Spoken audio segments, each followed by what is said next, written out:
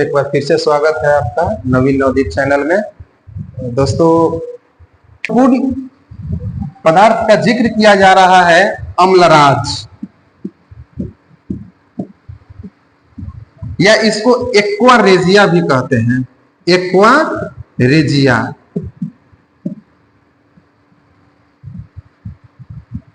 Aqua regia, Amalraj. Amalraj का निर्माण दो अम्ल को मिलाकर के किया जाता है। जब हाइड्रोक्लोरिक अम्ल, 3 भाग हाइड्रोक्लोरिक अम्ल और 1 भाग HNO3 नाइट्रिक अम्ल, 1 भाग HNO3, 3 भाग HCl हाइड्रोक्लोरिक अम्ल और 1 भाग HNO3 को मिलाते हैं तो इस मिश्रण को हम क्या कहेंगे? एक्वा रेजिया कहते हैं। क्या कहते हैं? Aqua regia. बहुत इंपॉर्टेंट क्वेश्चन है, लोग कंफ्यूज हो जाते हैं, इसको नोट कर लीजिएगा। 3 भाग HCl और 1 भाग HNO3, इसको क्या कहेंगे? एक्वा रेजिया या अम्लराज। इसका एक बहुत इंपॉर्टेंट गुण है कि यह सोना और प्लेटिनम को अपने में घुला लेता है। जनरली अब सोना को हम पानी में रख देंगे, सरसों तेल या किसी यौगिक में रखेंगे तो क्या वो गला पाएगा? नहीं गला पाएगा। लेकिन अम्लराज जो है aqua regia 3HCl plus HNO3, ये क्या करता है कि सोना और प्लेटिनम को अपने में घुला लेता है। ठीक है, तो ये अम्लराज हो गया। ठीक है, अब आइए अम्ल के बारे में कुछ महत्वपूर्ण तथ्य जानें। कुछ पॉइंट है जिसको जानेंगे।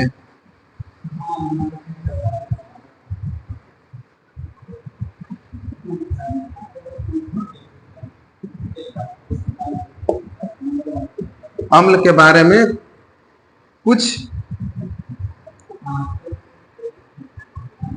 तथ्य। पहला, हम लोग जानते हैं कि हम जो भोजन करते हैं तो वो पेट में जठर रस स्रावित होता है, जिसको हाइड्रोक्लोरिक अम्ल कहते हैं। ठीक है, तो हाइड्रोक्लोरिक अम्ल जो होता है HCl, इसको हाइड्रोक्लोरिक अम्ल को म्यूरिएटिक अम्ल भी कहते हैं या खनिज अम्ल भी कहते हैं।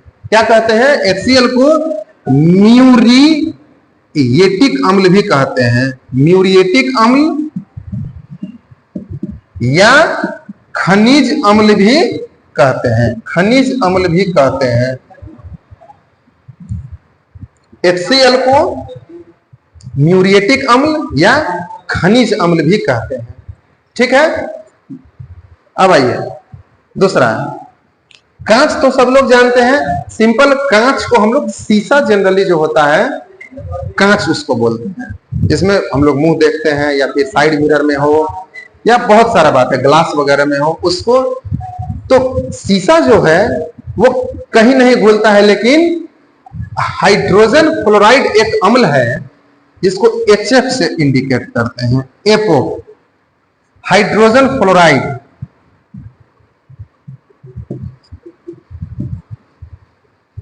हाइड्रोजन फ्लोराइड में जो कांच होता है वह घुलनशील है। हाइड्रोजन फ्लोराइड अम्ल में अगर कांच को डाल दिया जाए, ग्लास को डाल दिया जाए तो वो उसमें घुल जाएगा। हाइड्रोजन फ्लोराइड जो है कांच को घुला देती है। कांच को क्या होता है? घुला देती है। ठीक है, और तीसरा है बेकिंग पाउडर। बेकिंग पाउडर के निर्माण में टार्टरिक अम्ल का प्रयोग किया जाता है। बेकिंग पाउडर के निर्माण में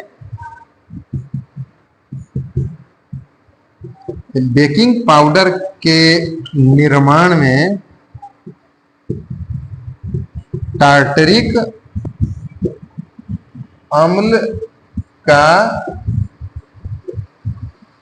प्रयोग होता है। इसको नोट कर लीजिए कि बेकिंग पाउडर के निर्माण में टार्टरिक अम्ल का प्रयोग होता है।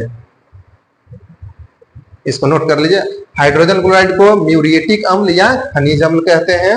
हाइड्रोजन क्लोराइड जो होता है कांच को घुला देती है और बेकिंग पाउडर के निर्माण में टार्टरिक अम्ल का प्रयोग किया जाता है। ये अम्ल के बारे में कुछ महत्वपूर्ण तथ्य थे। ठीक है, क्लियर है। अब अम्ल का आता कहां से है, अम्ल के कुछ स्रोत के बारे में हम जानेंगे। कुछ प्राकृतिक स्रोत है, कुछ कृत्रिम स्रोत है। तो दोनों स्रोत के बारे में जानेंगे कि किस पदार्थ से हमें कौन सा अम्ल प्राप्त होता है। ठीक है,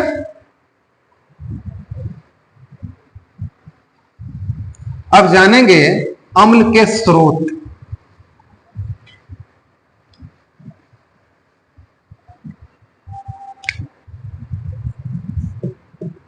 अम्ल के स्रोत।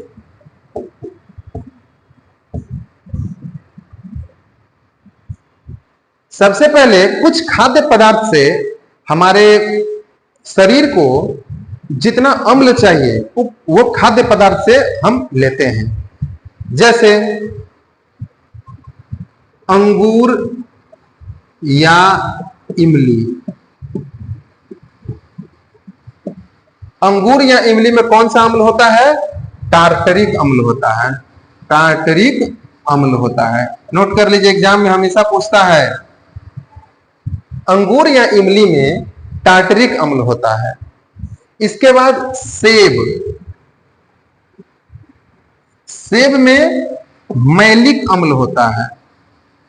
सेब में मैलिक अम्ल होता है। ठीक है, इसके बाद टमाटर और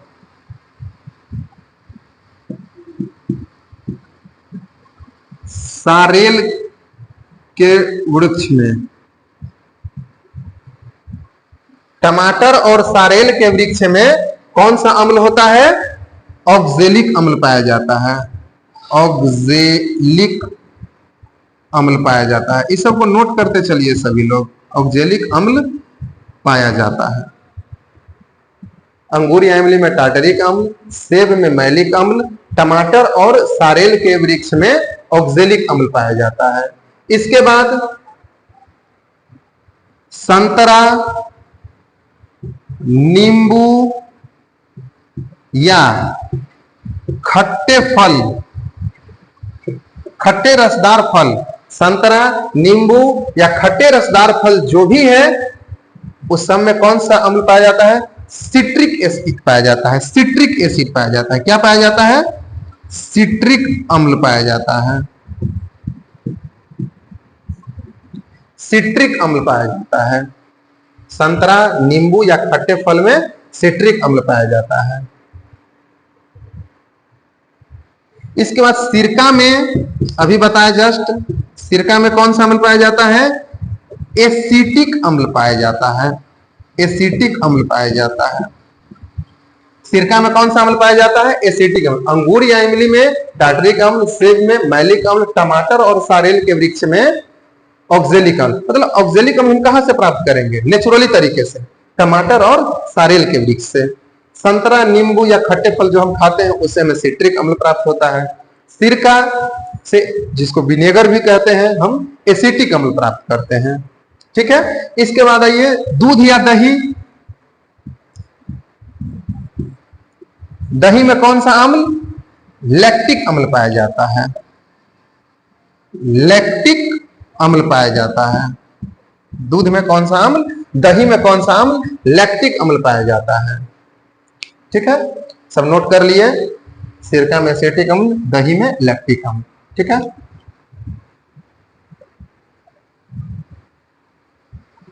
इसके बाद है चींटी के डंक या बिच्छू के डंक।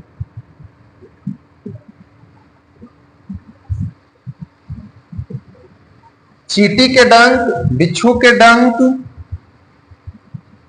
या एक शाकाहारी पौधा होता है जिसका नाम है बिच्छू बूटी। क्या? बिच्छू बूटी।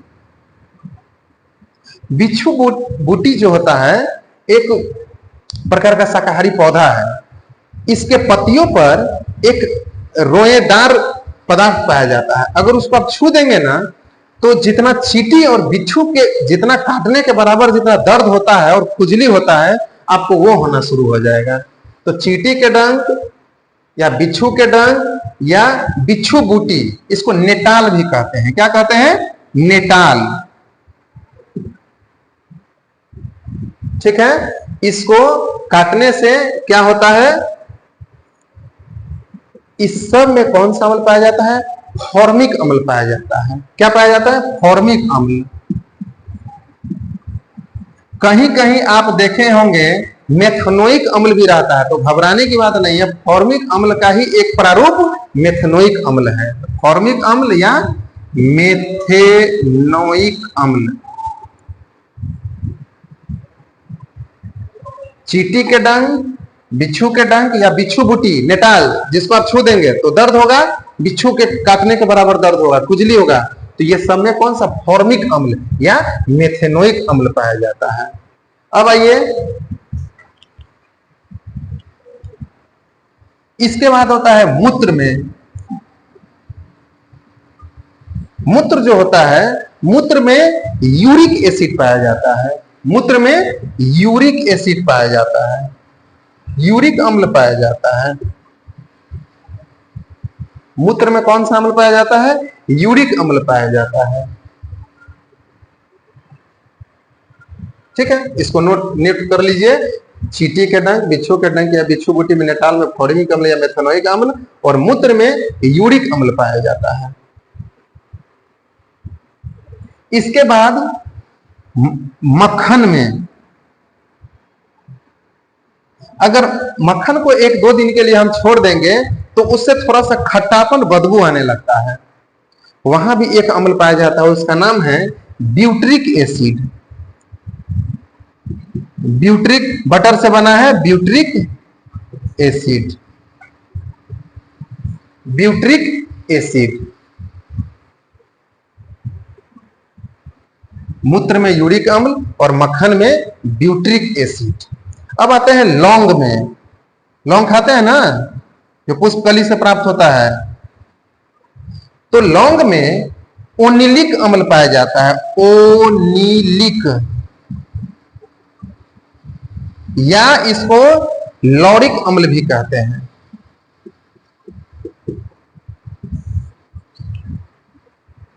मक्खन में ब्यूट्रिक